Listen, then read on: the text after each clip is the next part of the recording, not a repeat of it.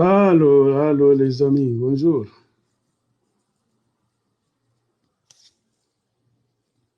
Bonjour les amis. Moi, je pense que tout le monde va bien de l'autre côté. De mon côté, je suis très bien. Bonjour Claude, ça va? Delphin Marius, je suis bien portant. Je voudrais seulement encourager les Congolais vraiment, suite à ce que nous sommes en train de voir au pays. Donc, ce n'est pas tellement une grande vidéo que je vais faire, une vidéo très importante, mais c'est pour dire aux Congolais d'ouvrir les yeux vraiment. Parce que suite aux événements que nous sommes en train de voir au pays, je pense qu'il faut faire très attention. Il faut faire très attention parce qu'il y a quoi? Il y a une crise de légitimité au sommet de l'État. Bien que certaines personnes ne veulent pas entendre parler de cela, bien que certaines personnes ne veulent pas accepter. Mais ce qui est vrai, c'est qu'il y a une très grande crise de légitimité au sommet de l'État. Et ce n'est pas la première fois que le Congo connaît cette histoire. Et c'est d'ailleurs pour cette raison que je voudrais un peu parler à mes frères et sœurs congolais. La vidéo ne sera pas trop longue. C'est pour nous ouvrir les yeux, nous tous. Nous conseiller. Je pense que c'est vraiment triste de voir que nous, les Congolais, nous resterons le seul peuple au monde qui accepte de souffrir. C'est-à-dire un peuple qui, à un moment donné de l'histoire du Congo, nous avons atteint un niveau de vie, un niveau de raisonnement, un niveau d'existence qui fait que nous nous oublions nous-mêmes. Regardez un peu vous-même. C'est-à-dire l'homme congolais a atteint un niveau d'inconscience. Donc, c'est-à-dire, il se prive de la vie, du bonheur, du progrès, tout le bien qui existe chez les autres. Mais le Congolais, c'est comme si lui, dans sa tête, il a déjà décidé qu'il ne sera jamais comme ça, qu'il ne sera jamais bien. Pourquoi? C'est comme si on a déjà enlevé nos cerveaux en tant que Congolais nation pour que nous puissions être là seulement à regarder les autres se réjouir, à regarder les autres avancer dans la vie. Et c'est ce qui est triste. Ce niveau d'inconscience qui fait que on a atteint même un niveau là où un Congolais accepte de dormir affamé, assoiffé, de manquer de tout. Mais pourvu qu'il soit là en train d'acclamer un certain M. Félix Tshisekedi, un certain Joseph Kabila, qui, eux, ne se soucient même pas de ces Congolais-là. Il y a un ça ne va pas dans la tête du peuple congolais. Un ça ne va pas.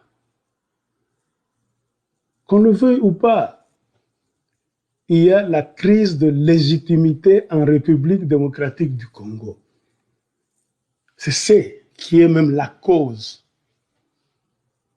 de tout ce que nous sommes en train de voir. Je pense que je l'avais dit. J'ai déjà fait trop de vidéos. Vous savez, parfois, si vous ne me voyez pas en ligne, il y a des gens qui m'écrivent. Vous avez macaone cane. Mes chers amis, soyons sérieux. Moi, j'ai toujours dit que je ne suis pas journaliste. Comme les autres Congolais, vous allez les voir là-bas en train de parler chaque jour, tout ça. Moi, je parle quand c'est utile. Et souvent, je me demande, si nous, Congolais, nous devons faire des vidéos chaque fois, apparaître sur Facebook, YouTube, est-ce qu'il y a des choses nouvelles que nous devons dire? Non, nous allons toujours répéter les mêmes histoires. C'est ce qui me décourage, moi, parfois. Ce n'est pas le nombre de vidéos qui compte, c'est le peu de vidéos qui sont consistantes, des vidéos qui disent des choses, qui touchent le peuple congolais, qui va aider ce peuple-là à se réveiller, à se prendre en charge. Car comme on dit, on ne sauve jamais un peuple, on ne libère jamais un peuple se libère lui-même. Et je pense que beaucoup de Congolais ont déjà fait des vidéos, ils ont parlé de cela. J'ai déjà fait aussi des vidéos, j'ai déjà parlé de cela. C'est-à-dire, moi, de mon côté, je pense que je ne sais pas ce qu'on va encore dire. Même tout de suite, avant de faire cette vidéo, je me demandais, je vais mettre l'écran en live pour dire quoi aux Congolais? Parce qu'on a déjà tout dit. Nous allons commencer à faire quoi? À nous répéter.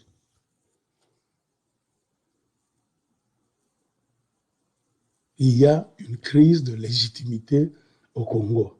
Et c'est ça même la source du problème. Tu ne peux pas résoudre un problème que tu ne connais pas. C'est ça la logique. Bien, tu ne peux pas résoudre un problème si tu fais semblant, comme les autres Congolais veulent faire semblant. Les prémices sont ici. La cause du problème, c'est ça. Mais eux pensent qu'ils veulent dribbler les autres Congolais, mentir, tromper, pour nous faire croire que nous pouvons résoudre ce problème qui est au Congo en faisant ceci ou bien cela, mais en évitant la cause du problème. C'est impossible. Il y a ce qu'on appelle la loi de la nature. Le monde fonctionne comme ça. Nous devons être mûrs, non pas mentalement, spirituellement.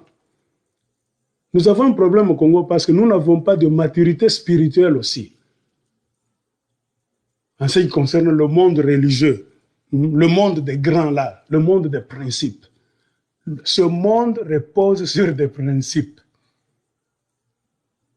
Et ces principes-là, si nous les respectons, d'abord avant de les respecter, il faut les connaître.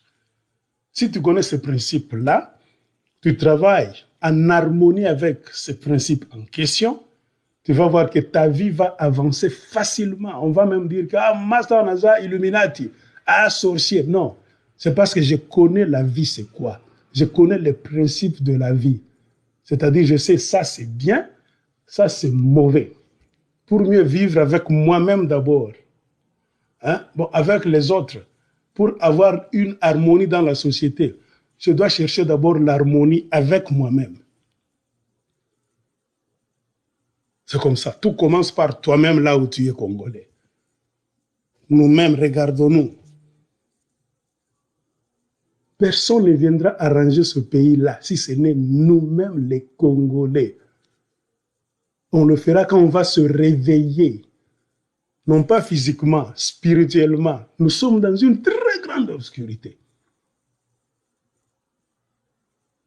Et des hommes qui cheminent dans une très grande obscurité, ce sont des hommes à qui on peut répéter le même message 1000 fois.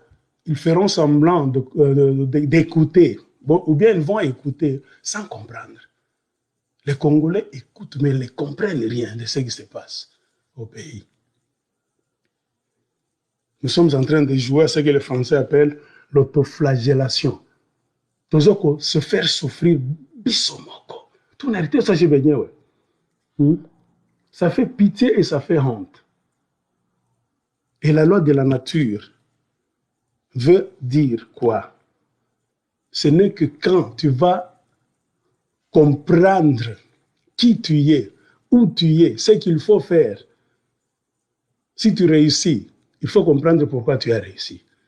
Si tu échoues, il faut comprendre pourquoi tu échoues. Si tu comprends les causes qui font que tu es là où tu es, dans des conditions là où tu es, dans des difficultés, tu es déjà sauvé. C'est-à-dire tu peux donc tourner cette histoire là-bas. Tu peux changer pour prendre un bon chemin. C'est ça la différence entre un homme et un animal. Mais ce qui se passe au Congo, il y a ce qu'on appelle perte de la conscience. Moi, je ne peux pas comprendre que les gens souffrent. Eux-mêmes sont en train de souffrir. Ils sont en train de se plaindre. On montre des vidéos là, il y a des kwashiorkor, de malaria dans des coins, il n'y a pas d'école, tout ça. Mais il y a des gens qui font des choses pour ne pas sortir de cet état-là. Tout ce qu'il faut, c'est pour demeurer dans cet état-là, cet état négatif. Et c'est ce qui est bizarre. On ne triche pas avec la nature. On ne triche pas avec la loi de la nature. Nous devons faire ça. Nous devons comprendre ça. Nous avons un problème spirituel au Congo. Comprenez pourquoi? Pour gérer un pays, à partir même de nos ancêtres, des rois, des chefs coutumiers, on ne donnait pas le pays dans les mains de n'importe qui. On choisissait parmi les sages de l'entourage du roi, du chef. On savait que si celui-ci meurt, moi roi je meurs, ou bien chef coutumier, c'est celui-là. C'est un homme qui est bien préparé d'avance. Spirituellement, émotionnellement, tu es préparé. Pourquoi? Parce que ce qu'on appelle pouvoir, ça vient avec des énergies. Trop d'attaques. Tu commences dans le monde spirituel d'abord, intellectuel, tu seras attaqué de tous côtés. Comment vas-tu te maintenir avec force pour prospérer? Il faut avoir une connaissance des choses spirituelles. Et respecter la loi de la nature. Le bien produit le bien, le mal produit le mal. Je parlais de la crise de légitimité au Congo.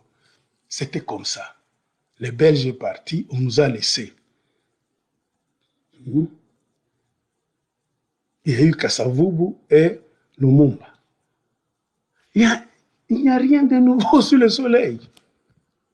En train de se chamailler, de se tirailler. Celui-là dit, je vais te démettre de tes fonctions. L'autre aussi, je vais te démettre de tes fonctions. Cet état-là de bras de fer, c'est ce qui a fait qu'il a fallu une troisième force. Parfois, la troisième force peut être une force là, maléfique. Toujours, ce n'est pas une force qui vient pour vous faire du bien. Non, une troisième force. Parce que vous êtes tellement des inconscients. Vous ne prenez pas votre vie en charge, au sérieux. Vous êtes en train de passer votre temps à faire des négativités. Une troisième force viendra parfois profiter pour vous mater, vous tous maintenant, et vous gérer.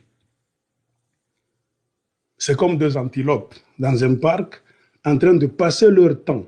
Au lieu de construire, d'avancer, eux passent leur temps, elles passent leur temps à se battre. Un lion qui passait là, peut regarder, oh, Bamasto va s'occuper, va busy. Donc ils sont occupés là à se chamailler, à faire du désordre. Le lion va profiter. Et souvent, une troisième force vient, c'est pour vous neutraliser, vous tous, commencer à vous gérer et ça n'aboutit toujours pas de bonnes choses.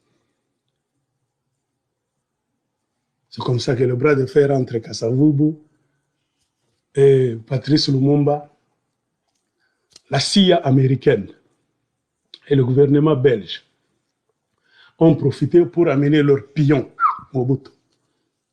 Non pas pour les bénéfices des Congolais, c'est pour leurs bénéfices maintenant. Et Mobutu a géré le pays non pas selon la volonté des Congolais. Ce ne sont pas les Congolais qui l'avaient mis là-bas. C'est la volonté de la CIA, États-Unis et la Belgique. Mobutu a fait ce qu'il fallait faire pour plaire aux étrangers. Comprenez pourquoi donc la présidence de Mobutu était chaotique de notre côté et bienfaisant, donc bénéfique du côté des Occidentaux. La première étape. Deuxième étape, le monde travaille en forme de cycle. Ce que parfois nous appelons fin du monde. Le monde est éternel. Le monde ne va pas passer comme ça. Mais il y a des cycles. Il y a eu un cycle qui est venu, là où la conscience de l'humanité avait changé. Beaucoup de pays étaient sous l'emprise de présidents militaires qui les faisaient souffrir. La conscience de beaucoup de pays a monté.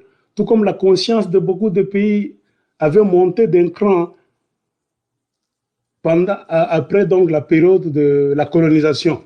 La conscience avait monté d'un cran. Les gens étaient devenus trop rebelles. L'homme blanc a compris que ces gens ont monté d'un cran dans leur conscience. Nous n'allons plus commencer à les gérer en tant que colonialistes comme ça, colonisateurs. Nous aurons des problèmes. Donnons-leur quoi? L'indépendance. Et cette indépendance, beaucoup de pays, d'autres pays ont profité de cette histoire pour se mettre ensemble, bâtir quelque chose et évoluer. Mais au Congo, c'était conflit, Kasavubu, Lumumba. Troisième force, c'est venu. À la fin des années 80, début 90, la conscience de l'humanité et de beaucoup de pays d'Afrique a monté encore d'un cran. Nous sommes fatigués d'être gérés par des présidents militaires, des dictateurs. Il y avait eu partout. Les Occidentaux ont compris ça. Il y a une sorte de rébellion en l'air. Mais comme eux veulent toujours mettre la même mise sur l'Afrique, ils sont allés dans leur palais là-bas. Comment faire croire à ces gens qu'ils seront libres encore de plus, mais continuons à les gérer en bas? Parce que les Blancs nous étudient. Nous sommes un sujet d'université pour les Blancs. Ce n'est que nous qui croyons que ce que les Blancs nous font, c'est le hasard. Non, le hasard n'existe pas. Les Blancs, l'Occident en l'occurrence, dépensent beaucoup d'argent, de millions de dollars américains pour nous étudier en tant qu'individus, en tant que pays, pour nous maintenir, savoir nous gérer éternellement. Ce n'est que nous, et nous soi-disant des gens qui ne comprenons pas ça. La conscience de l'humanité en Afrique a augmenté d'un cran. Les gens voulaient une démocratie là-bas. Fini le président militaire que vous nous avez imposé. Beaucoup de pays ont profité de cette histoire pour faire des conférences nationales souveraines. C'était la période des conférences nationales souveraines dans beaucoup de pays. Remarquez chez nous, Mobutu était là. Il a refusé de partir. Mobutu a refusé. C'est-à-dire la conscience du peuple congolais, de l'homme congolais. Donc c'est le négativisme. Un homme qui ne veut jamais son bonheur. Les Congolais eux-mêmes étaient là. Les forces ont poussé. Faites la démocratie chez vous maintenant. Dirigez-vous vous-même et le reste va partir. Mobutu a refusé de partir. La conférence nationale souveraine a ouvert ses portes. On était là, en train de tout, comme ce qu'on est en train de faire aujourd'hui. Bras de fer Lumumba Kasavubu, c'était Mobutu Tshisekedi, le père, avec beaucoup de Congolais. De la même manière qu'ils sont dans... C'est pourquoi moi, quand je les vois là-bas, majorité, ils sont en train de lire ici. Ils lisent, nous sommes allés là, Mabunda doit partir, tout ça. Il n'y a rien de nouveau. Le Congolais a toujours été distrait. On a fait ça en 90. La conférence était bien ouverte, des dossiers importants étaient sur la table, les choses avançaient. Mobutu a vu qu'il était contre le mur. Même les Occidentaux ont vu que leurs intérêts étaient contre le mur en Afrique et au Congo, particulièrement au Congo-Zaïre. Il fallait faire vite, servir la nation. Le problème des Congolais, c'est quoi? C'est un peuple qui ne sait pas mettre les intérêts supérieurs de la nation en premier rang. C'est ça notre problème. Nos acteurs politiques, nous en tant que Congolais, nous aimons tellement nous-mêmes, moi, le je. Beaucoup de gens, ils avancent dans ce monde en ne parlant pas à la première personne du singulier. Ils avancent en parlant à la première personne du pluriel. Nous, qu'est-ce que nous allons faire en tant que nation? Et quand nous arrivons à ce niveau-là, c'est-à-dire on a grandi spirituellement, nous allons apprendre à nous effacer parfois. C'est-à-dire, je m'efface. Si ma présence est en train de gêner l'avancement du Congo, je recule d'un pas. Si ma présence est utile pour que le Congo gagne, je dois avancer. Les Congolais ne sont pas comme ça. C'est-à-dire, même quand c'est lui qui bloque la situation, même quand c'est lui qui bousille tout, akolinga atikala. C'est-à-dire, biloko nyonso, to raté biloko nyonso. Si yé, à cause de la première ministre, à cause de la présidente. Et les Blancs nous connaissent. L'égoïsme du peuple congolais, de l'homme congolais, a fait que Mobutu, dans son grand égoïsme, au lieu de partir, lui qui avait fait déjà beaucoup d'années au pouvoir, il avait gagné tout ce qu'il voulait. Il ne voulait pas partir.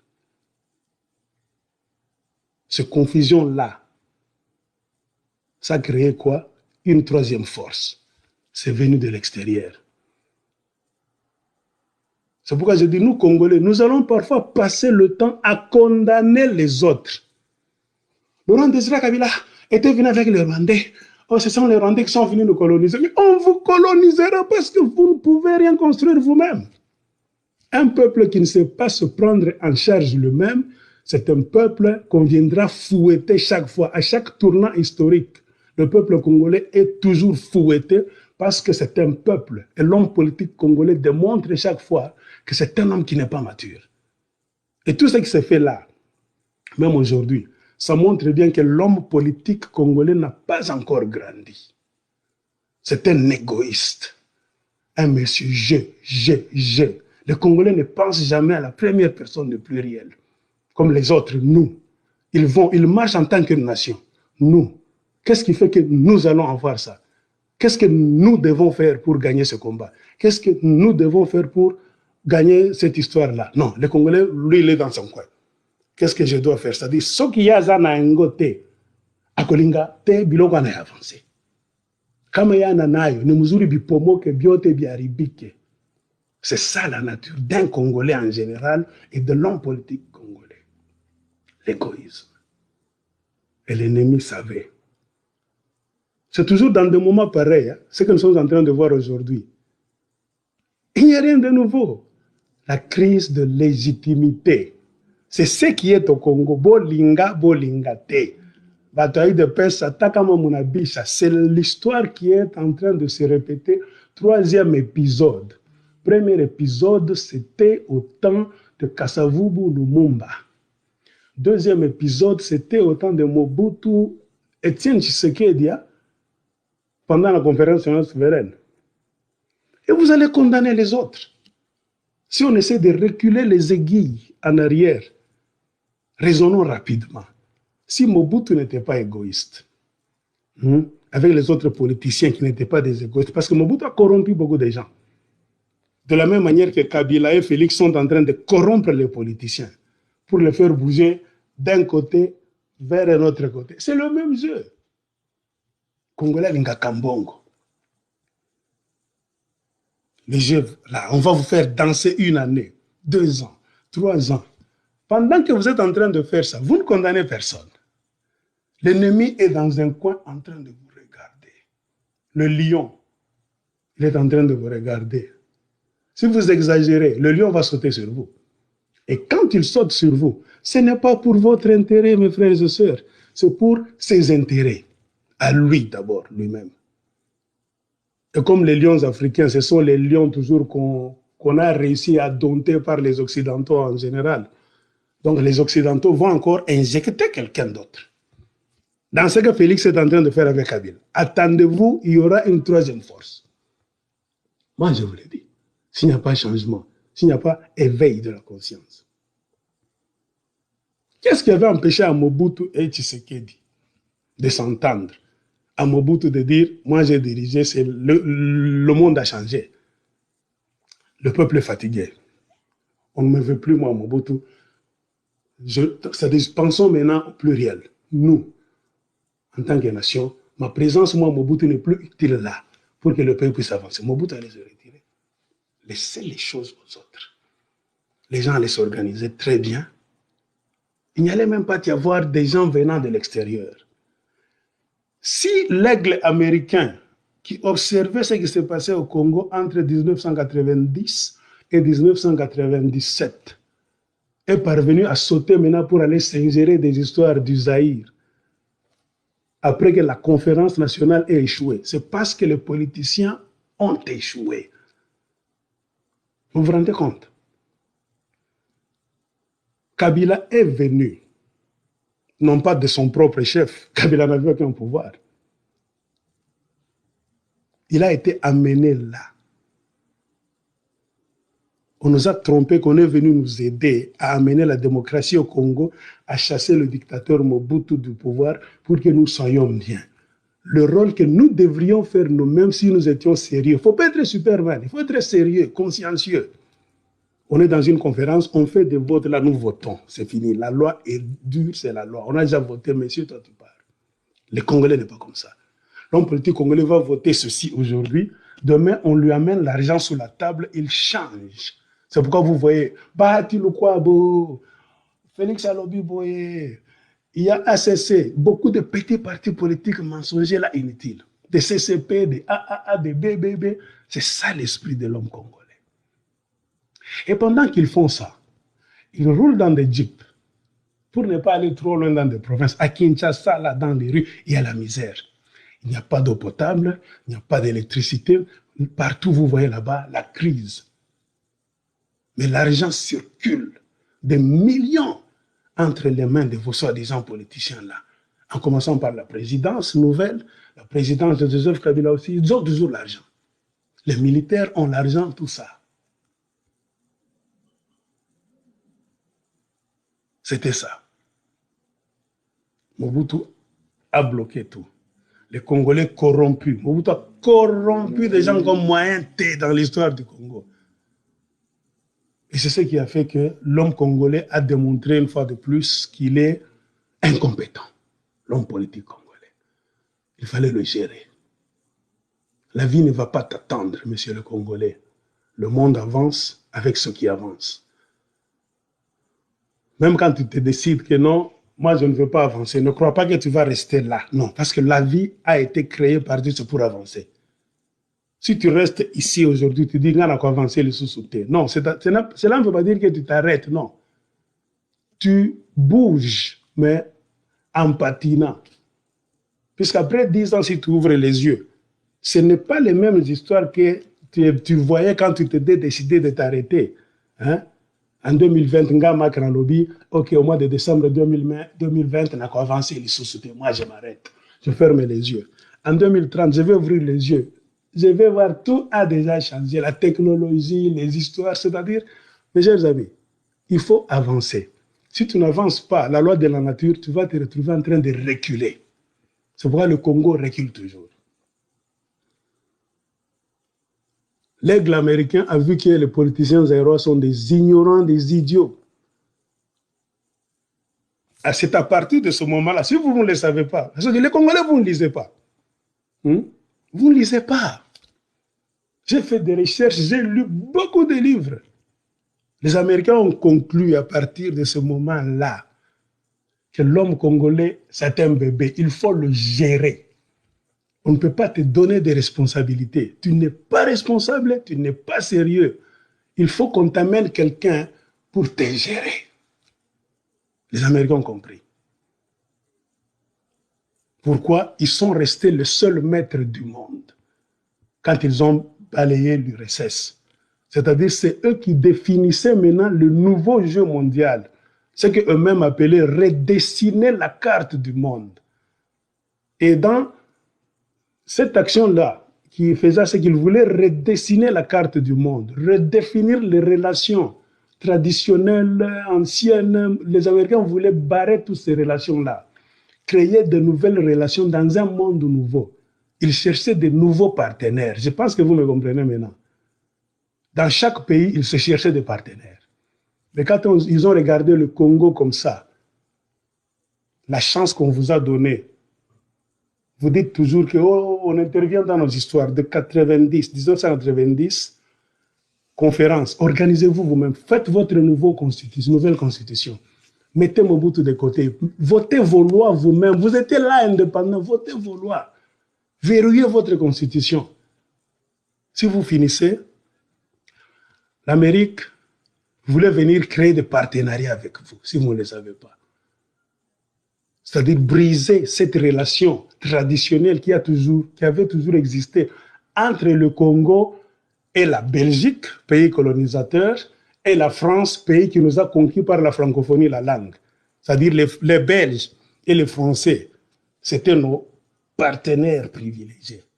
Mais l'Amérique est restée maintenant seule. Après avoir fait un combat, il a brisé l'URSS. L'Amérique voulait redéfinir les choses dans chaque pays. Et chez nous, on attendait. On a vu que non, ces gens-là sont tellement bébés politiquement. On ne peut pas créer un partenariat avec l'homme politique congolais. On ne va pas réussir. Il aime trop l'argent, il est distrait, c'est un paresseux, il aime l'ambiance, les femmes, distraction. Or, un Américain ne peut jamais travailler avec un monsieur qui a tous les défauts là que je viens de faire. Redessiner la carte du monde, c'est-à-dire quoi? L'Amérique voulait maintenant entrer au Congo en maître. Non pas en passant par la Belgique chaque fois, demander à Bruxelles, c'est votre colonie, est-ce que la France, vous y êtes avec la francophonie? Non. L'Amérique voulait. C'est ça, redessiner la carte du monde. C'est ce que l'Amérique a lingué à Kota, comme ça la coupe Nabino. Mais comment l'Amérique allait devenir au Congo, comme ça la coupe Nabiso, tango papa Nabiso, nos grands frères qui étaient en gouvernance souverain, ont montré leur défaillance. Or, les Américains ne travaillent pas avec les défaillants. C'est la haute politique. Top de top, les number one qui travaillent toujours avec l'élite. Des gens qui montrent que c'est dur de dur, très sharp. On te donne une mission, pas, tu prends, pas, automatiquement, pas. Pour ça, pas, bobeti, pas, tout passé, aigle de Washington. Comprenez pourquoi ils vous ont mis vous tous de côté. Ils sont allés chercher d'autres personnes. Ce n'est pas seulement, ils n'ont pas commencé à chercher ces gens-là comme ça, en 90, non. Il y a la continuité de l'État en Amérique. Ce que les Américains vont faire en 2030, ils le font déjà aujourd'hui. Ils ont déjà envoyé des faux pasteurs qui viennent là-bas avec l'évangile de Jésus-Christ, mais ce sont les gens de la CIA pour vous connaître spirituellement. Ils ont déjà envoyé beaucoup de gens qui viennent avec des ONG, USAID, CARE, beaucoup de faux ONG qu'ils vous envoient là-bas. Corps de la paix, tout ça, ce sont des gens-là, les précurseurs qui étudient le terrain. Vous ne voyez qu'aujourd'hui, mais les Américains savent déjà qu'en 2030, on va encore frapper à un point du monde, on aura encore besoin de nouveaux partenaires. Ils voulaient frapper pour s'approprier le Congo avec des partenaires congolais, c'est-à-dire Congo, à Washington, na table moko. On allait devenir très puissant parce qu'on a déjà un pays riche en minerais. Ce sont les minerais qu'ils visaient. Mais comme vous êtes encore des bébés, réussir à redessiner la carte du monde. Comprenez pourquoi ils sont allés chercher les Rwandais tous. Il faut étudier la logique. J'ai lu beaucoup de livres, j'ai pleuré, j'ai dit, oh. Mais pourquoi les politiciens congolais ne savent pas? Vous ne savez pas arranger votre façon de penser. Même aujourd'hui, il y aura encore un troisième coup qu'on va vous donner là. On va envoyer quelqu'un, un autre aigle, qui viendra. Vous allez encore pleurer, on vous laisse des choses, vous ne réussissez jamais. Comprenez pourquoi les Américains ont dit, ah, les Congolais, il faut les laisser. Il fallait vous contourner. Aller en Ouganda, au Rwanda, et chercher la race des gens, les durs des durs. Ils ont cherché les gagamistes.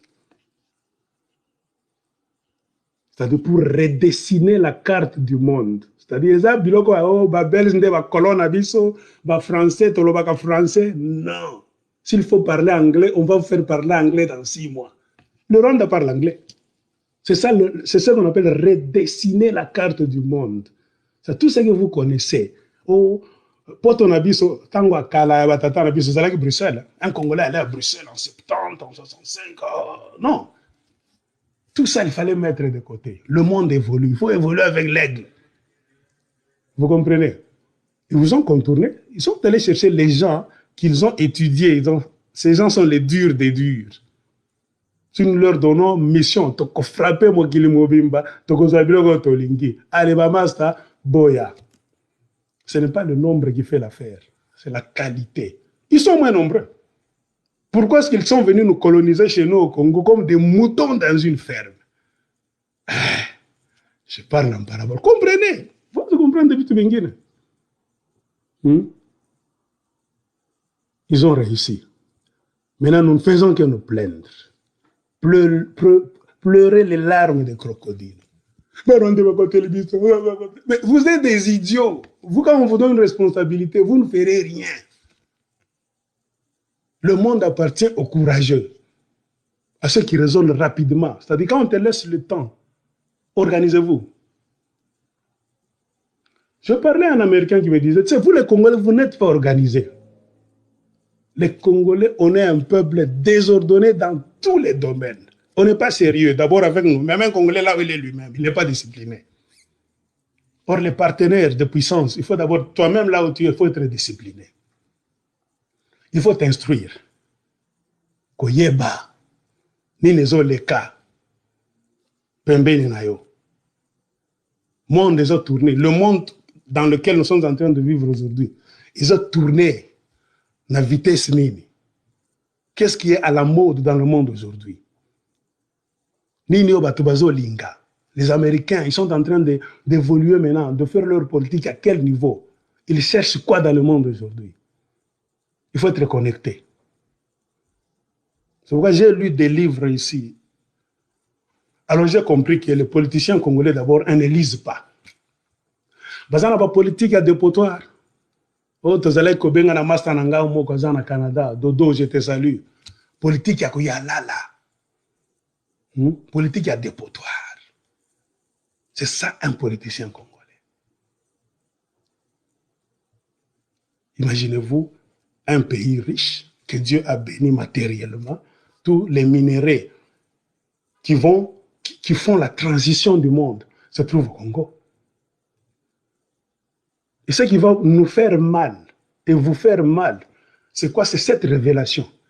Savez-vous qu'à chaque révolution scientifique, industrielle, c'est le Congo qui paye la facture. Mais les Congolais ne bénéficient en rien. Reculons dans le temps. On a fabriqué l'automobile par les Blancs. C'était pendant l'époque coloniale. On avait besoin de beaucoup de matières. Pour faire les ferrailles là-bas, les métaux, tout ça. On est venu prendre la majorité des choses au Congo. C'est pendant cette période-là que l'homme belge a commencé à faire des mines, des carrières au Katanga, tout ça. Il a découvert des métaux. C'est pour faire les véhicules. C'était la première fois que l'homme a créé un engin qu'on appelle automobile. Et ça devait rouler avec quoi? Des pneus en caoutchouc.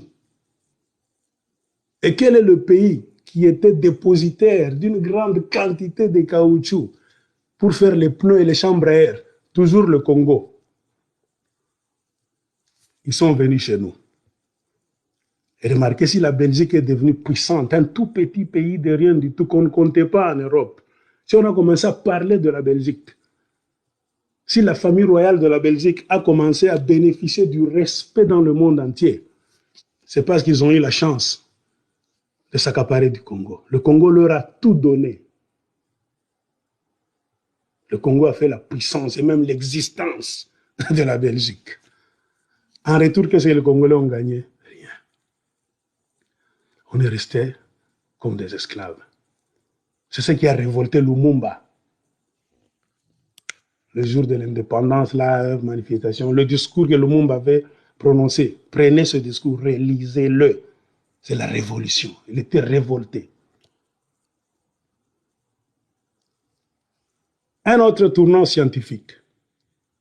La deuxième guerre mondiale a commencé. Les puissances étaient en train de se mesurer pour voir qui allait dominer le monde. C'est le Congo qui a payé la facture.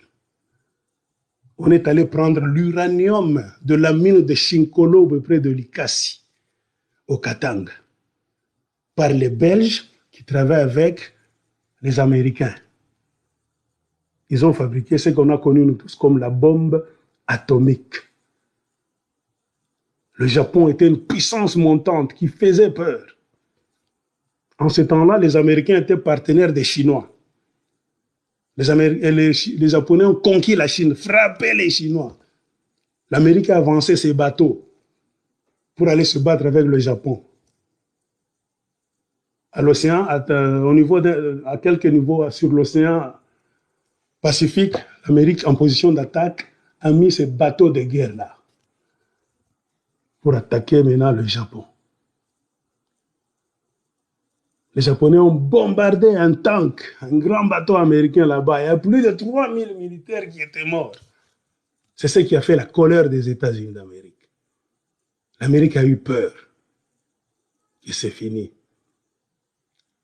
Et ils étaient obligés de faire recours à quoi? À la bombe atomique qu'ils avaient déjà réussi à travailler, à mettre en place avec les Belges. Les Belges ont volé l'uranium, ils ont donné aux Américains dans leur partenariat. Et l'Amérique a vu que non, si il ne faut pas intervenir avec cette matière pour faire taire le monde, c'est fini, nous allons perdre le combat. Bam! Hiroshima, Nagasaki. Ils ont bombardé. L'Amérique est devenue une puissance. Et Biloko à Congo toujours. Avez-vous déjà vu, vous qui êtes en Amérique, est-ce que les enfants des Américains savent que s'ils sont devenus superpower, grande puissance, c'est grâce à votre uranium? Non, ils ne disent même pas ça à leurs enfants. Peu d'Américains qui sont des chercheurs des universités, des politiciens, ils savent cette vérité.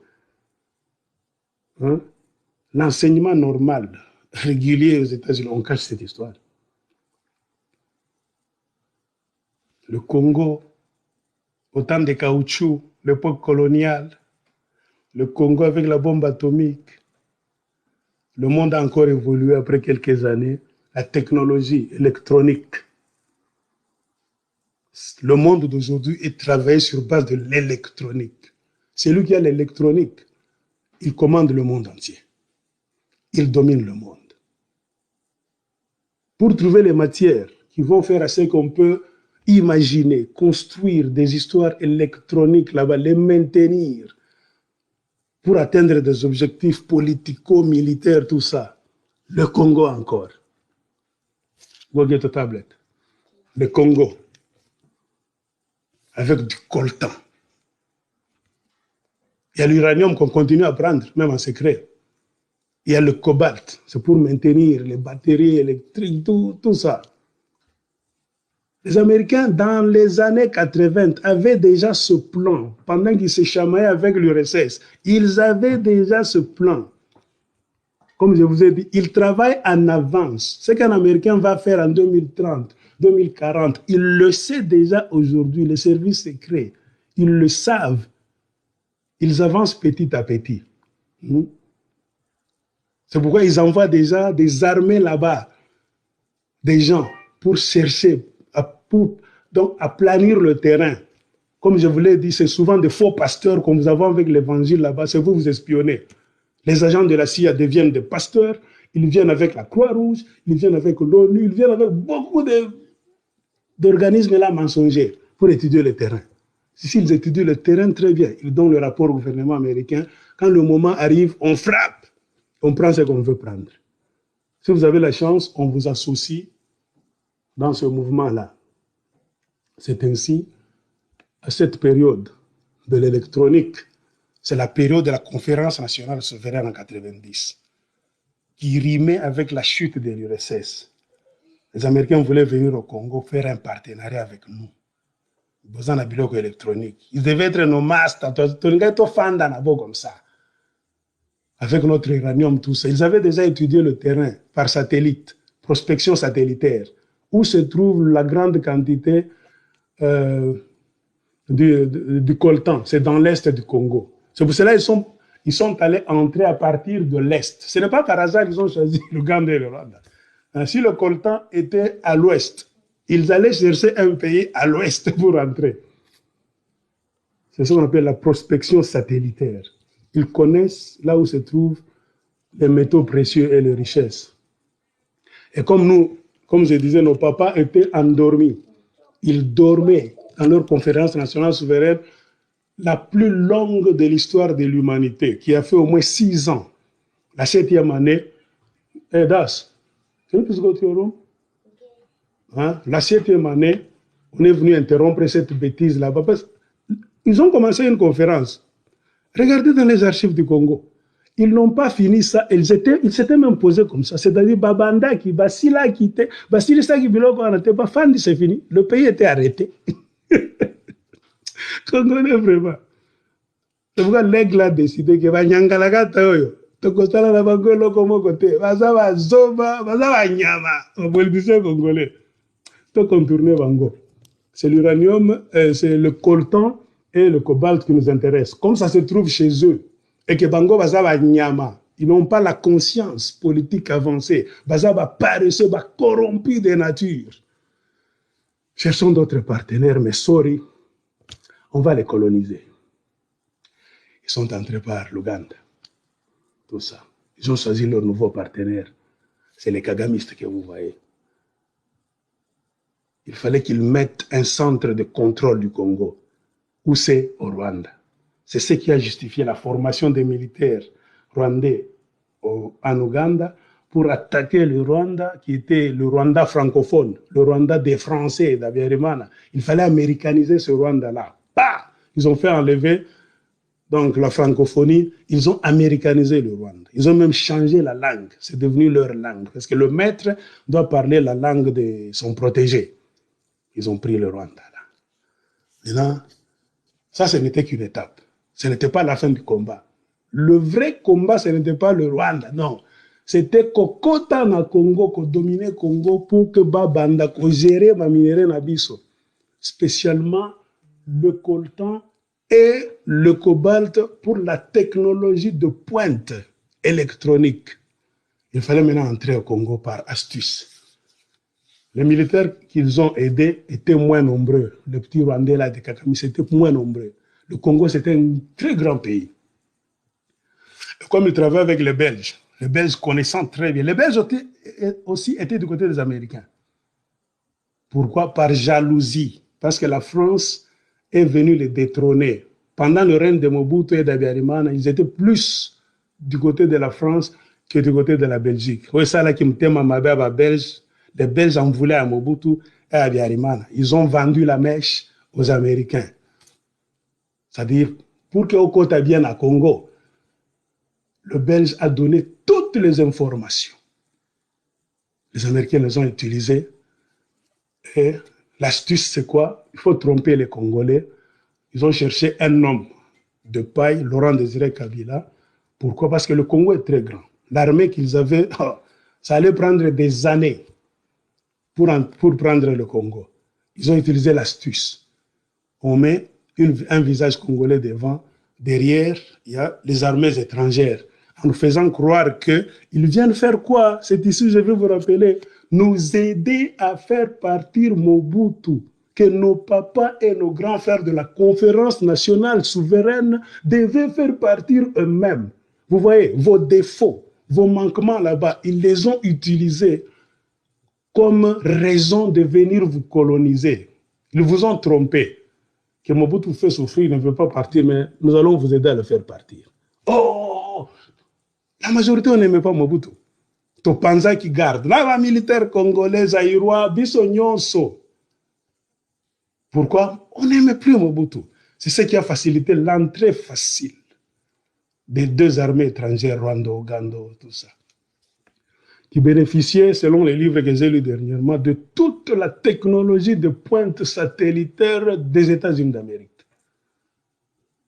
C'est-à-dire l'Amérique, là, par satellite, avait la carte du Congo 3D, là, en train de voir les troupes. Les troupes sont ici, et allez à droite, tout ça. Comme pour dire en conclusion, c'est les États-Unis d'Amérique qui a fait cette guerre-là, la guerre d'invasion du Rwanda et la guerre d'invasion du Congo. C'est l'Amérique qui a fait ces deux guerres-là. Les petits, là, ils sont moins nombreux d'abord, on les a seulement accompagnés. Et selon des révélations que j'ai lues dans les livres que je ne fais que continuer à poster sur ma page Facebook, il y avait même des paracommandos américains en chair et en os qui ont fait cette guerre du Rwanda et du Congo. Pourquoi advienne que pourra, ils voulaient votre coltan et votre cobalt. Mais comme vous êtes distraits, vous êtes des bébés politiques, vous êtes des irresponsables, on ne peut rien faire avec vous dans la course de puissance. Restez d'abord, vous allez vous réveiller après. Et voilà maintenant, le réveil nous coûte cher. C'est ça qu'ils ont fait. Ils sont venus là, Kabila aussi a accepté. Ce n'est pas Kabila qui a fait entrer ces gens-là, Laurent Désiré Kabila. Non, ça c'est ce qu'on appelle une fausse rhétorique. C'est une pensée erronée. Ce sont ces gens-là qui ont fait entrer Laurent Désiré Kabila. Ils sont allés le chercher pour le mettre comme masque devant, pour que tu applaudir Bango Bako Taba Salama. Oh, Bazo Salalelo. Maintenant, ils nous privent de la responsabilité, de la gestion de nos matières premières. Parce que Baebi qui est irresponsable, ils nous ont même essayé. Combien de Congolais sont allés dans cette guerre pour se faire corrompre, devenir des CNDP, devenir des M23 avec les étrangers, pour qu'ils commencent à attaquer leur pays au lieu de protéger leur pays. Les Américains ont compris qu'au moins il n'y a que le politicien congolais à qui on peut donner l'argent pour attaquer son peuple, son frère. Il va le faire au lieu d'attaquer l'ennemi. Ils ont compris qu'ils ont aussi la masteroté. Tu ne peux jamais donner des armes à un Français, un Belge, pour qu'il attaque ses frères. Non. Ça ne se passe la plupart qu'en Afrique. C'est ce qu'ils ont fait. Ils sont entrés chez nous. On les a accueillis là-bas. Pendant une année, ils ont géré le pays. James Kabarebe était le chef d'état-major. Hein? Vous savez, pendant les une année là-bas, ils ont parcouru tout le Congo. Quand on était en train d'applaudir à Lubumbashi, à Kinshasa, ils ont parcouru toutes les forêts du Congo pour donc effacer les traces. Puisque leur entrée a coûté la vie de beaucoup de gens. Ils ont détruit des camps de réfugiés qui étaient là, plus de 1 500 000 réfugiés rwandais qui étaient là. Les ont tués, massacrés. Et pendant une année qu'ils ont passé là, c'était pour effacer des traces. J'étais dans les lacs, les ruisseaux, les fleuves, les corps, les enterrer dans des fosses communes. Et parfois, ils allaient les déterrer pour qu'un jour, si on fait les enquêtes, on risque de découvrir. Ils les déterraient et ils avaient des acides, s'il vous plaît. Et ils les brûlaient là-bas pour effacer les traces. Pendant une année, ils ont fait ce job-là, d'effacer des traces. Laurent Désiré Kabila savait beaucoup de choses, mais comme ils l'ont pris seulement pour l'utiliser, c'est comme un babgan. On te mâche, après on te jette. On voulait le jeter. Il était déjà périmé dans leur plan. C'est-à-dire, bon, nous sommes déjà au pays, nous contrôlons le Congo. Tolingi et les sous-soutés, tout ça besoin les sous-soutés. On voulait le jeter, mais lui ne voulait pas entendre cette histoire de cette oreille. C'est pour cela qu'ils ont tout fait pour les liquider. Et à partir de ce moment-là, jusqu'aujourd'hui, le Congo est sous contrôle des États-Unis d'Amérique. Parce que ces gens-là sont trop moins nombreux. Trop moins nombreux. Ce n'est pas qu'ils sont aidés par l'Amérique, la plus grande puissance, pour nous contrôler comme des moutons dans une ferme. C'est ça qui se passe au Congo. On nous a privés de toutes les responsabilités. Pourquoi? Parce qu'à la longue, au fil des ans, on nous a étudié. La politique d'un Congolais, même quand tu le laisses lui-même là, c'est un corrompu naturel, un irresponsable.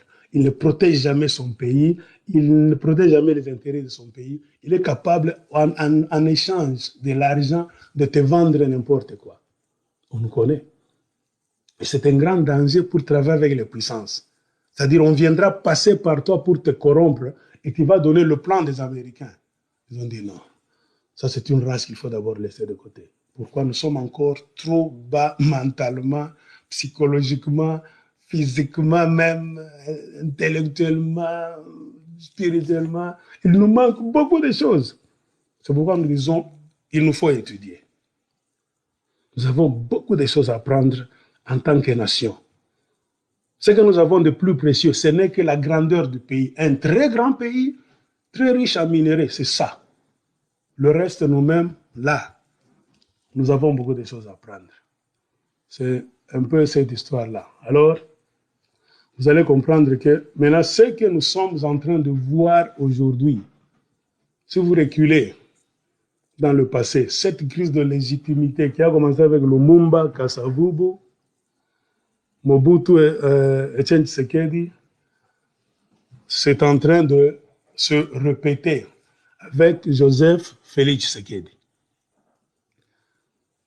Et ça va aller comme ça. Il n'y aura pas de solution. C'est la nature du politicien congolais. On viendra vous lire des messages chaque fois. Moi, ça ne m'a pas étonné. Regardez-moi sur ma page Facebook. Je disais, il ne dira rien de spécial, ce Félix-là. Il ne vous dira rien de spécial. Et d'ailleurs, qu'est-ce qu'il va dire? Parce qu'il n'est pas arrivé là légitimement. Il n'a pas été voté par le peuple congolais. Il a été coopté par les occupants, dont leur représentant au Congo, c'est Joseph Kabila, qui ne voulait pas partir parce que le départ de Kabila, ça allait diminuer un peu l'ampleur, la force des occupants. Il fallait qu'il s'efface derrière le rideau pour qu'on mette un autre gars, Eli Lingui, avec le masque, comme on a fait de Laurent Désiré Kabila. Parce que les Congolais, eux-mêmes, s'ils voient leur frère là, qui est masque seulement, même s'il fait le mal, c'est un peuple habitué à souffrir, à mourir de faim, mais ils vont applaudir. Eux ne mangent que les applaudissements. Un peuple congolais, quand il applaudit, c'est-à-dire il a déjà mangé, il a déjà bu, il est bien, son avenir est assuré. Un peuple bizarre. C'est pour ça qu'ils disent, non, on peut ça, bango master, bako applaudir, hier même pendant 5 ans, et maintenant, c'est sous la pression de la société congolaise, qui sont en train d'ajuster seulement leur mode d'emploi de leur pouls. S'il faut que vous parlez beaucoup, les gens de l'UDPS marchent là-bas. Ils vont en réunion, ils ajustent le discours. Ils font maintenant du théâtre pour vous faire croire qu'ils sont tellement opposés, ennemis, tout ça. J'ai dit ça. Je ne fais que dire. Pourquoi je le dis? Ça ne vient pas de moi. Je lis beaucoup de livres, tout ça. Je vous montre la revue américaine Garrison. C'est là où j'ai lu beaucoup de secrets qu'on utilise par les services secrets pour distraire les gens, tout ça. C'est le théâtre. C'est pour vous maintenir dans un état où vous allez rester comme ça. Cela ne veut pas dire que vous allez rester comme ça éternellement. Comprenez? Il y a moyen de changer. Et qui viendra vous changer? C'est là où se trouve maintenant la question. Ce ne sont pas les étrangers, c'est nous-mêmes en tant que Congo. Parce que si nous nous levons là-bas avec une décision de changer notre vie en tant que peuple, les politiciens, donc on a des leaders là-bas charismatiques. Ça va envoyer un message du côté de l'ennemi. L'ennemi aura peur. Car l'ennemi sait très bien qu'on peut jongler avec un homme au Congo, on peut jongler avec un petit groupe de politiciens, mais on ne peut pas jongler avec un peuple conscient et debout. Donc le moment où le peuple, c'est pourquoi je dis le peuple là qui va accompagner, accueillir vos politiciens, les Moïse Katumbi qui rassemblent les gens, les Fayol. Imaginez ce peuple là en général, qui vont accueillir les politiciens, vous accueillez Jean-Pierre Bemba, vous tous là en cours de route. Le jour où vous allez sortir pour une révolution congolaise, c'est-à-dire Tolembi, nous voulons changer notre pays. Ils auront maintenant peur. C'est en ce moment-là, selon une note que j'ai lue, qu'ils vont aussi chercher à revoir leur ardoise. C'est-à-dire, si la pression du peuple congolais dépasse en intensité, ils vont même dire à leurs partenaires, qui sont au Congo et même à l'étranger, oh master, la pression est forte. Bon, nous pensons que toi, il faut que tu te fasses. Ils ont toujours sacrifié leurs partenaires si la pression dépasse en intensité. Donc, il y a moyen que certains partenaires, certains de leurs partenaires qui nous maintiennent dans l'imbécilité au Congo ou bien en dehors du Congo, de l'autre côté, il y a moyen que ces gens-là puissent les rayer de leur registre, finir le COP avec eux. Ça ne viendra pas de ces gens-là, ça viendra de nous en tant que peuple. Car ils ont toujours eu peur d'un peuple conscient, éveillé, qui se lève pour dire trop, c'est trop. C'est ça la plus grande peur contre aujourd'hui la plus grande puissance. Ils ne veulent jamais être en face de cet événement, ils doutent. Ils redoutent ça. C'est pourquoi, vous comprenez, quand ils entrent dans un grand pays comme le Congo, leur mission primordiale, c'est de faire quoi? De paralyser la pensée d'un peuple pour qu'on demeure des esclaves, divisés. Et le choix de Félix Tshisekedi, c'était pour la division. Ils savaient, eux ne font rien au hasard. Ils ont vu que Joseph Kabila devenait périmé. Hein? C'est-à-dire, il était devenu tellement impopulaire que ça va ouvrir la porte à une révolution congolaise que les Congolais vont la Congo. Mais il fallait changer de pion seulement. Ils étudient. Et ce qui les aide à étudier le caractère du peuple congolais, les ethnies, c'est les Belges. Parce que les Belges sont en partenariat depuis le début des années 90. Quand ils sont allés attaquer le Rwanda, tout ça, beaucoup de choses que les Américains ne connaissaient pas sur le Rwanda, même le Congo. S'ils les ont connus, sur le plan ethnique, raisonnement, psychologie à votre peuple, les Belges nous connaissent très bien. Ils ont contribué aussi de cette manière-là. Et l'Amérique n'a donné que la technologie satellitaire, tout ça, moyens physiques, pour aider les petits afin de venir nous envahir. C'était ça. Ils nous ont déjà étudiés. Ils savaient que le pays a parfois des pôles. Pôle nord, pôle sud, pôle est, pôle ouest. Donc, Kabila, c'était l'est et le sud. C'est-à-dire les gens du côté de nord-ouest étaient mécontents. Alors, pour les maintenir en équilibre, afin de les paralyser, cherchons quelqu'un du nord-ouest, même centre. Ils sont entrés dans une réunion, ils ont dit, prenons ces messieurs. Ils ont choisi Félix. C'est pour venir paralyser presque toute une moitié des Congolais. C'est-à-dire, vous paralysez vous-même. Tout le temps que nous passons à nous chamailler, à nous paralyser nous-mêmes, c'est-à-dire, c'est comme deux animaux dans un parc, comme j'ai commencé. Nous passons trop de temps à nous battre là. Le lion est en train de nous regarder, en train de rire. C'est ce qu'ils appellent même en politique, la politique, le système de l'os, Mufupa, Mukua. Quand il voit que vous voulez vous réveiller, il vous jette un os. C'est ce qu'ils ont jeté à Tshisekedi Félix. Il pense qu'il a le pouvoir. Il n'a pas le pouvoir. L'os, c'est quoi? La présidence, tu prends. C'est une chose. Tu peux prendre ça dans la main, tu regardes. Mais tu n'as pas de pouvoir. C'est pourquoi toutes les difficultés viennent à partir d'où? Le manque de pouvoir, qui est une présidence illusionnaire. C'est ce qui fait que vous bougez, mais vous n'allez nulle part. Parce que vous êtes tous endormis. Et ils connaissent la psychologie. Les Belges sont en train de les aider. Ils connaissent le raisonnement de toutes les tribus du Congo. Tribu telle, baza comme ça, barizonaka boye, baza ba amorphe, baza ba guerrier, baza ba tel, oh balinga kambonga, balingi, tout ça, baza ba orgueil, ce que bazu est loco vraiment, ba comprendra qu'à tête, tout ça.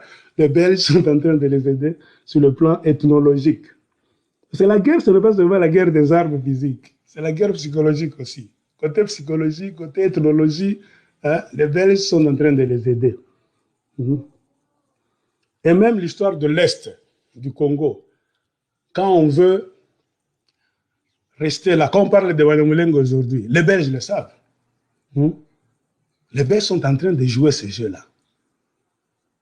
Pourquoi ce mensonge-là, de dire que les Wanyamulenge sont des Congolais, on veut institutionnaliser ça, comme si c'est une histoire qui a existé dans le passé et qui est une histoire là de droit, qui doit rester dans l'histoire du Congo.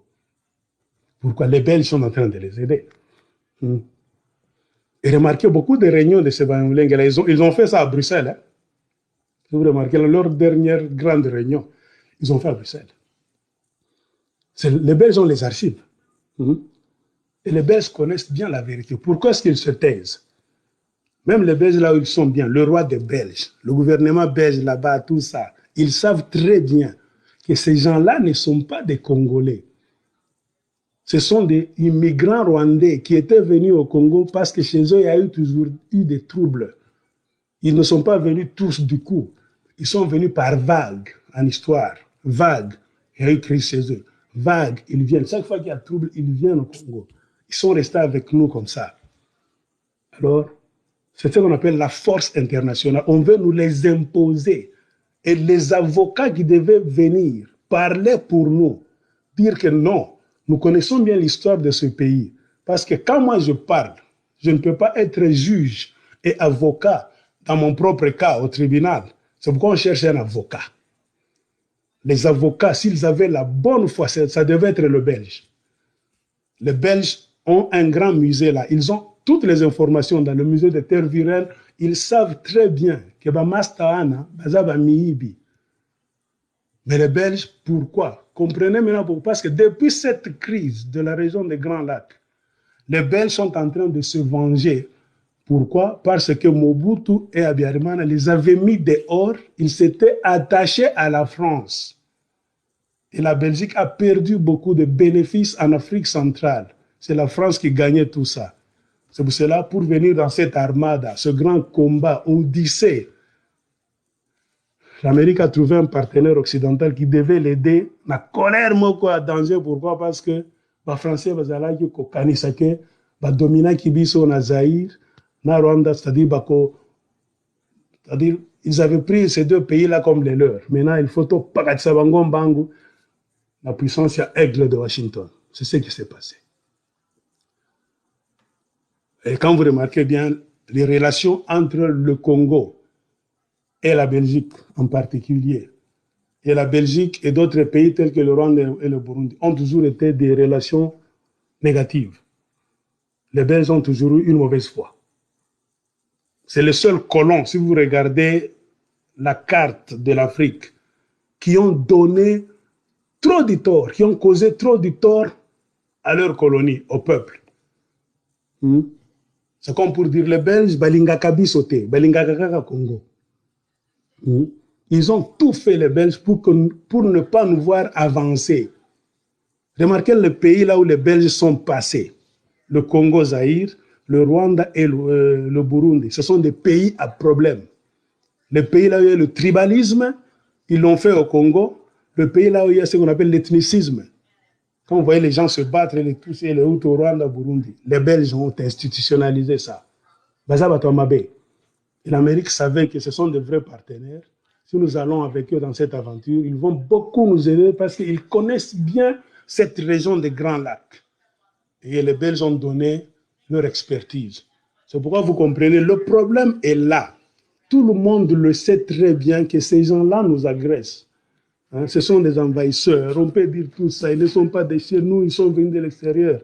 Louis Michel, il est en réunion, il est en train de dire aux Congolais, bon, il faut chercher notre solution. Hein. Je pense que le Congo, c'est un grand pays, il faut se partager les richesses. Vous voyez leur solution qu'ils proposent. C'est eux qui jouent un mauvais jeu. S'ils étaient honnêtes, les gens de bonne foi, les Belges allaient se lever pour dire non. Nous connaissons le Congo très bien. Nous connaissons le nombre de tribus, le nombre de langues, le nombre des ethnies, le nombre de clans, le nombre de rois, de royaumes, des empires, parce que nous étions là. Ce n'est pas verbalement. Les Belges ont des papiers qu'ils avaient fait signer à nos rois, à nos empereurs, à nos chefs du village, pour rassembler leur royaume afin que ça devienne un Congo, l'État Congo des Congo belges. Les Belges ont des papiers, des preuves. Ils ont des registres de toutes les tribus et ethnies et les sous-tribus du Congo. Ils savent très bien que Mwanyamulenge, le mot là, ne se trouve nulle part. Mais c'est parce que Balingi Bisote, Belge Alingaka, comme on a Bisoto Bongate, C'est ça le grand problème aussi. Et qui va changer le problème? Selon ce que je viens de vous dire, les étrangers, vous remarquez, vous tous, le Congo est coincé contre un mur. C'est-à-dire, nous sommes seuls contre tous. C'est-à-dire, il en va maintenant de notre survie, la survie de la nation congolaise. Parce que si nous continuons avec les bêtises que vous êtes en train de voir entre Joseph Kabila, Félix Tshisekedi, tout ça, un jour le Congo va disparaître. Nous sommes sur la sellette. Il en va de la survie du pays qu'on appelle Congo. Qui va sauver le Congo?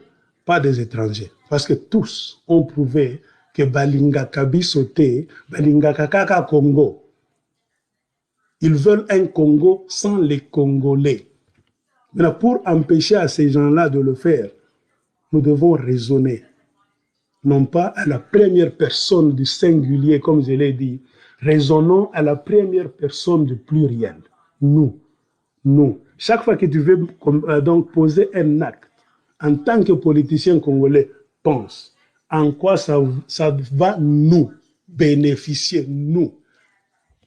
Si tu vois que ta présence, c'est celle qui est en train de causer Mindondo, retire-toi. C'est ça, être patriote.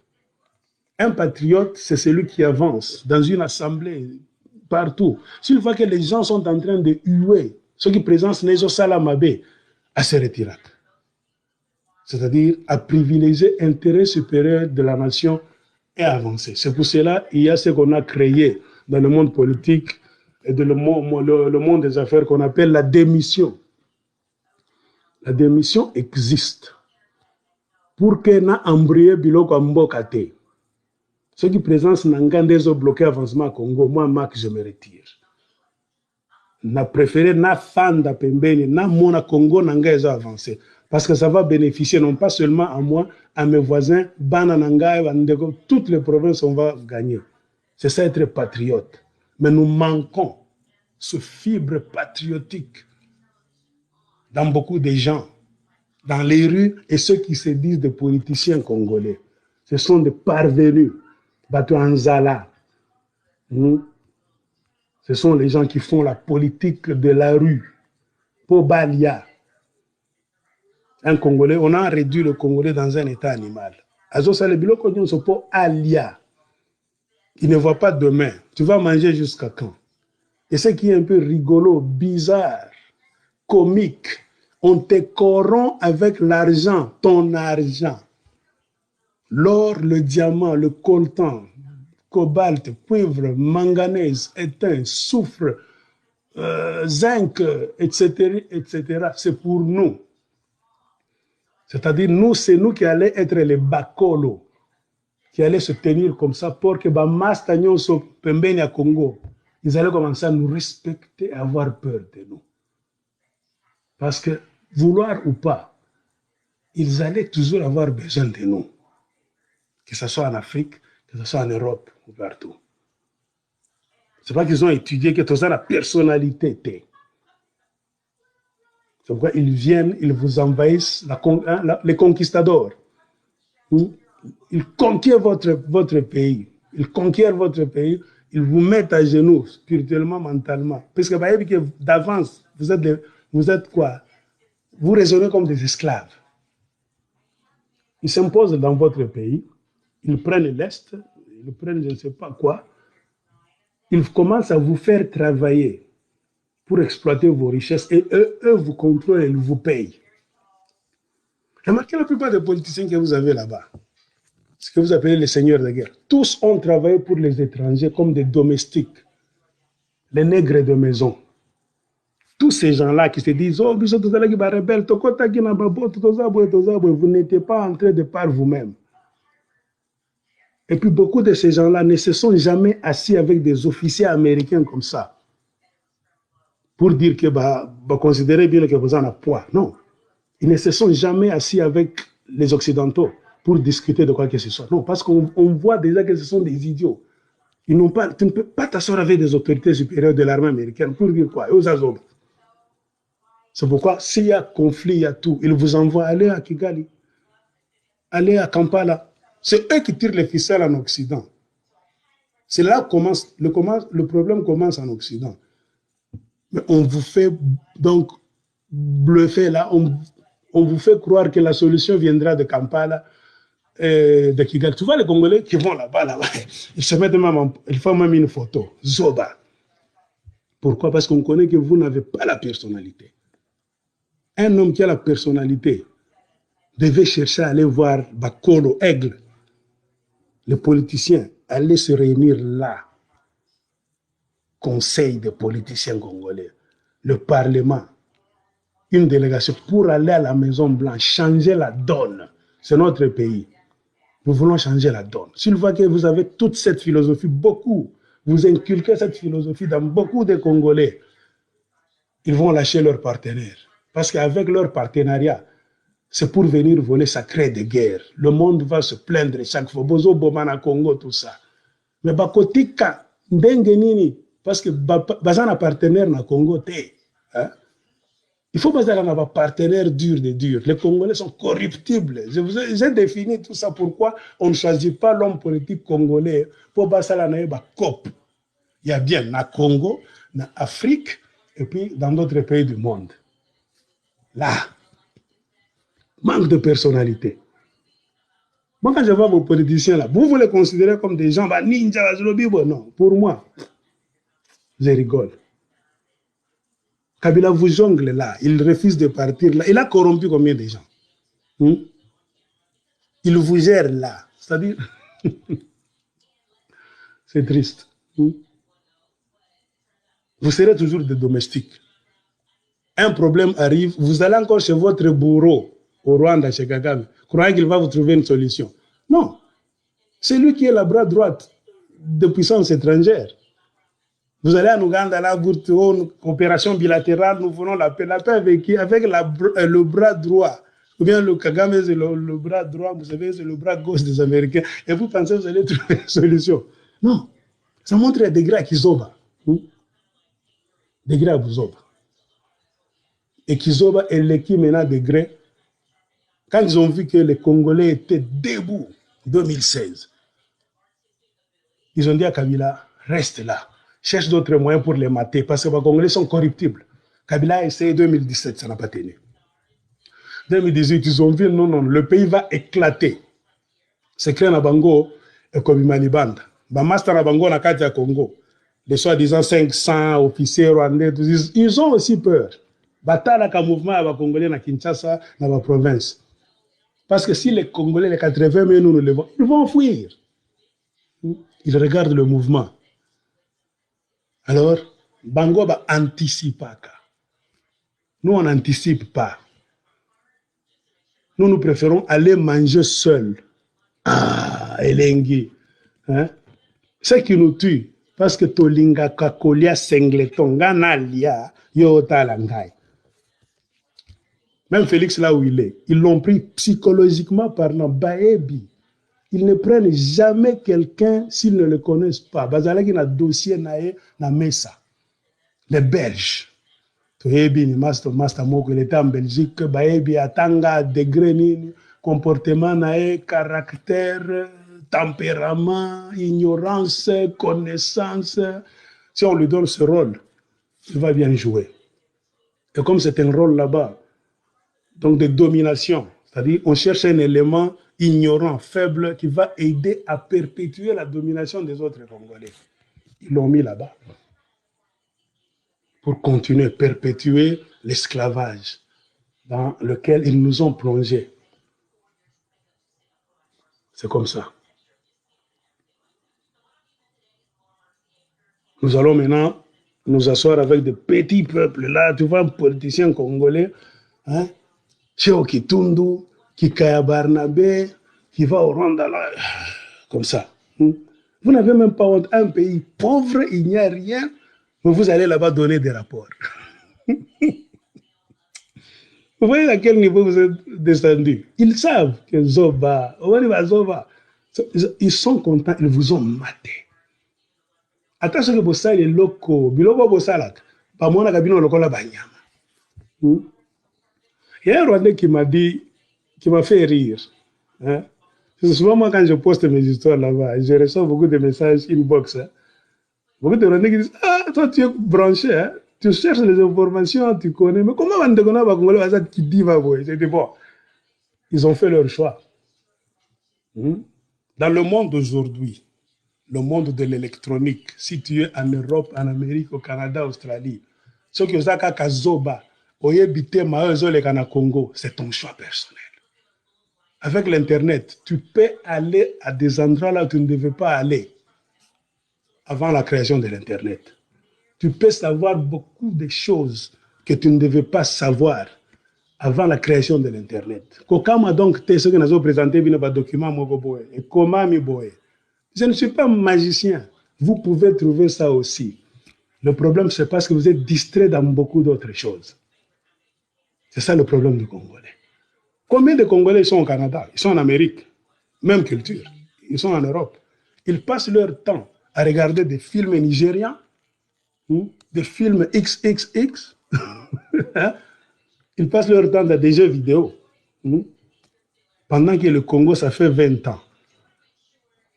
Instruisons-nous d'abord pour savoir donc, leur tactique. C'est pourquoi je vous dis on ne peut pas faire cette guerre et gagner si on ne connaît pas la tactique qu'ils ont utilisée. C'est en suivant la tactique que vous allez suivre le fil pour savoir où se trouve le problème. Le problème a commencé, ou ça a commencé à partir de là. Donc, si nous voulons une solution, nous n'allons pas nous arrêter en cours de route au Rwanda, Kigali, dans tout ça, Kampala. Non, ça, ce sont des domestiques comme vous. Sauf que les Kagame et les Museveni sont des domestiques gradés. Hein, les domestiques là, qui sont comme des contremaîtres dans un bureau. Vous, les Congolais, on vous prend comme les gens dans une mine, là-bas, dans une ferme. Vous travaillez, vous venez donner les rapports aux gens qui sont au bureau. Qu'est-ce que je veux dire? Un Rwandais m'a fait rire. Il a dit que les Congolais, vous ne connaissez pas ces gens-là, nos frères-là, de la minorité. Ce sont tellement de vrais rancuniers et ils se vengent toujours même dans de petites choses. J'ai dit, qu'est-ce qu'ils ont fait? Il a dit, tu sais pourquoi les gens de l'UDPS?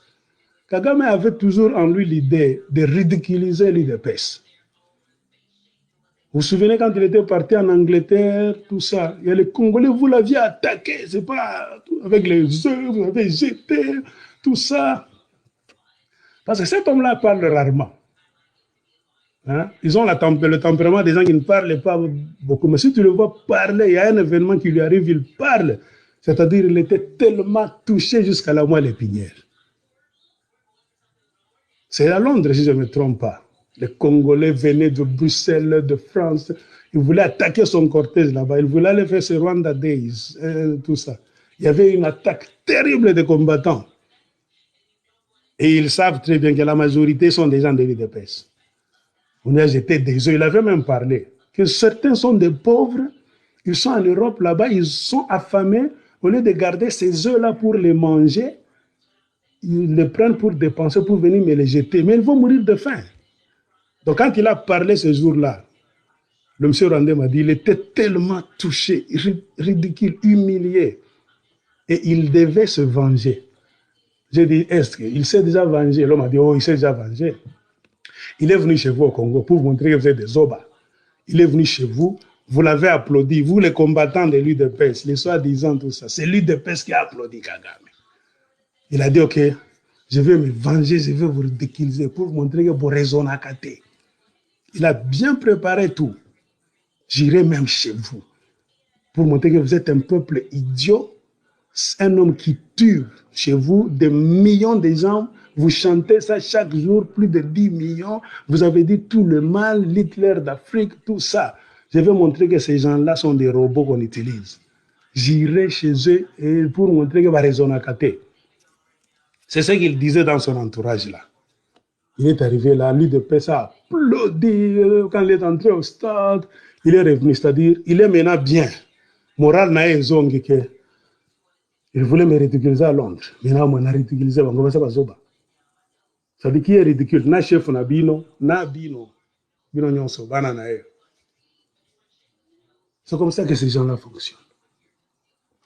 Mes chers frères et sœurs congolais, la troisième force. La troisième force. À force de trop passer le temps à se chamailler, sachez qu'une troisième force viendra. Et on va nous envoyer quelqu'un d'autre pour continuer la dictature, nous amener là où nous ne voulons pas, là où nous ne connaissons pas. C'est pourquoi j'ai dit, avant de finir, réveillons-nous, la conscience citoyenne, conscience de la nation, aimons notre pays, raisonnons non pas à la première personne du singulier, mais à la première personne du pluriel. Et vous verrez que nous allons changer beaucoup de choses. Et sur ce, je vous remercie et je vous dis ne jamais trahir le Congo. Bonne soirée.